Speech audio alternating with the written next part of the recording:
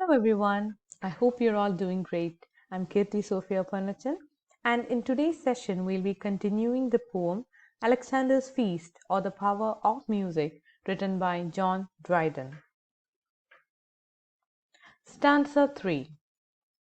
The praise of Bacchus then the sweet musicians sung, of Bacchus ever fair and ever young. So till now we could see that Timotheus was playing music on the praise of Jove, and it was a religious song. But now in this stanza we could see that Timotheus has shifted his music. He began to praise Bacchus. Bacchus is known as the god of wine, and when a person drinks wine, he or she becomes intoxicated, and they will have a feeling that is out of this world. So here the sweet musicians or the musicians of Timotheus began to sing in praise of Bacchus. And Bacchus is a god who was very fair and very, very young. The jolly god in triumph comes, sound the trumpets, beat the drums. So here we could see that the people who are listening to Timotheus, they feel that by listening to the praise of Bacchus, Bacchus himself is coming down, coming to see them, and Bacchus is with them. They have a feeling that they could see Bacchus, and the people are playing their trumpets and beating their drums since the god himself has come. The people began to feel so because they were intoxicated by the music. They did not drink any wine or any alcohol, but by just listening to the music of Timotheus, they themselves began to feel that they were intoxicated. When a person is intoxicated, they began to see things that don't exist. They began to hear things that nobody is saying. And imaginary and illusions began to come into their minds. Just like that, the people began to feel that the god Bacchus has come to see them, and then they began to play the trumpets and beat the drums to welcome this god. Flushed with a purple grace, he shows his honest face. So here, flushed with a purple grace, this line signifies that the god Bacchus has come and his face is fully purple in color, because since he is the god of wine, wine usually is made by using grapes, and grapes are purple in color, and the people began to imagine that Bacchus has come and his face is blushing and flushed with a purple grace, and they were all able to see the honest face of Bacchus. They began to imagine that Bacchus is with them and they are seeing that God. Now give the oboes breath. He comes, he comes. Bacchus, ever fair and young, drinking joys did first ordain. Bacchus's blessings are a treasure. Drinking is the soldier's pleasure. Rich the treasure, sweet the pleasure. Sweet is pleasure after the pain. In these lines, we could see that the people are extremely happy to see that Bacchus is with them. It is just an illusion that they feel by listening to the music of Timotheus. They were playing the trumpets and the drums, and also another musical instrument, oboes. It's a musical instrument. They are playing that instrument also, and they're shouting, "He comes, he comes." He means Bacchus is coming. And they are describing him once again that Bacchus is very fair and extremely young, and drinking joys did first ordain. That is, Bacchus actually believes in a wording that eating, drinking, and being merry is something that people should do. And the people over there at the Alexander's feast are having a wonderful time, and they are drinking and expressing their joys. And Bacchus's blessings are a treasure. They actually want the blessing of Bacchus, and they feel that the blessing of Bacchus is a treasure for them. Now the poet is telling that drinking is the soldier's pleasure, rich the treasure, sweet the pleasure, sweet is pleasure after pain. In these lines, it's been explained that a soldier has to go through a number of things. He has to fight the battle in the battlefield. He has to kill a lot of people. He himself has a lot of wounds in him.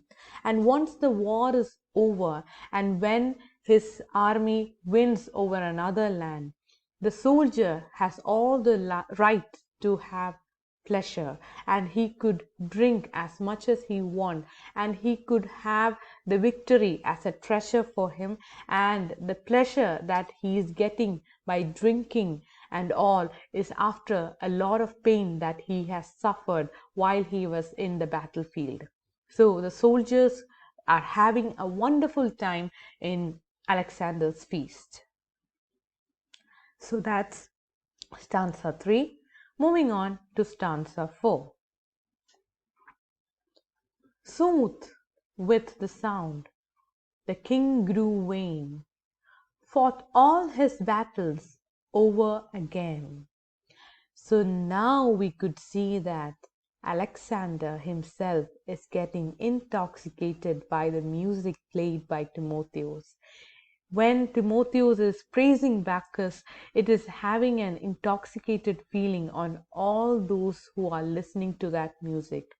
The king began to lose his rational sense, and he began to get away from the present, and he is about to go into the past. And in the past, he is battling the battles that he has already won. So Alexander is a person who has dealt with a number of wars. He had a number of victories, and now he is remembering all those wars, and he is at present fighting all those wars within his mind. And thrice he routed all his foes, and thrice he slew the slain. So now he is all over again, defeating the enemies that he has already defeated. Foes means enemies, routed means defeated. So now, since Alexander is having an intoxicated feeling, he has gone from the present, and now he is thinking about his past, and he is living all the battles he has already won, and he is defeating all his enemies that he had already defeated, and he is actually battling with those who are dead. So in this intoxicated feeling, Alexander is unable to recognize what is the present and what is the past. The master saw the madness rise. So the master here is Timotheus. Timotheus began to understand that madness is rising in the hall. People are getting intoxicated by his music. His glowing cheeks, his ardent eyes. Here it is Alexander who is being explained over here. Alexander's cheeks are glowing and his eyes are very enthusiastic, and because he is winning all the battles that he has already won, he is imagining all the things that happened before, and all those memories are giving him a lot of pleasure. And while he heaven and earth defied, now Alexander is unable to understand what is the present, and he is challenging the heaven and earth, and he is completely in an intoxicated mood at the moment, and he is living in the past. Changed his hand and checked his pride.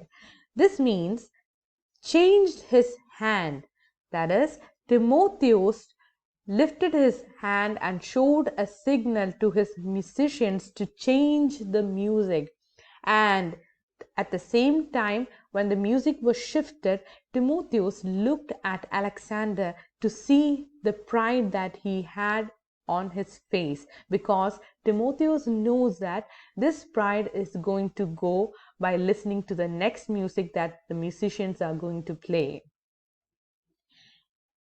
He chose a mournful muse, so soft pity to infuse. So this time we could see that Timotheus began to shift his music into a sad music. Mournful means sad. Muse means the 9 goddesses of art in Greek. Okay, so here Timotheus showed a signal to his musicians, and the musicians shifted the music into a sad, soft pity infused music. And the music was about Darius. Who's Darius? In the first part of this lecture, we have already dealt who Darius was. He was the king of Persia, and he was defeated by Alexander. And this party was actually given, or this feast that Alexander is giving to his soldiers and his people, was the victory of the defeat of Darius. He sung Darius great and good, by too severe a fate, fallen, fallen, fallen, fallen, fallen from his high estate. So in these lines, we could see that Timotheus and his musicians are singing about Darius. Darius was a Persian king, and he was an extremely good and great king. He was a very virtuous person. And by singing the virtues of Darius, it actually inculcated pity into the minds of the listeners. Because when take our case itself, because when we hear about a person or a bad thing happen to a good person, we would actually feel so sad about that person, isn't it? So likewise here, Timotheus is praising Darius about his good deeds, and then he is explaining Darius had a very bad fate. Even though he was a very good person, he was murdered and he lost all the things that belonged to him. He lost his kingdom, his people, and everything. So fallen, fallen, fallen, fallen, fallen from his high estate. That is, Darius has fallen from his throne. He was killed, or he lost whatever was belonging to him. And weltering in his blood.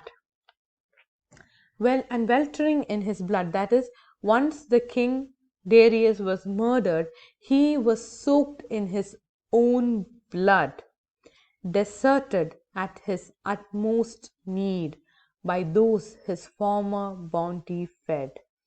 So he was bleeding all alone on the floor, and he was at his utmost need. He wanted help from somebody, but no one was there to help him. He was helpless, even though he had done a lot of things for his people.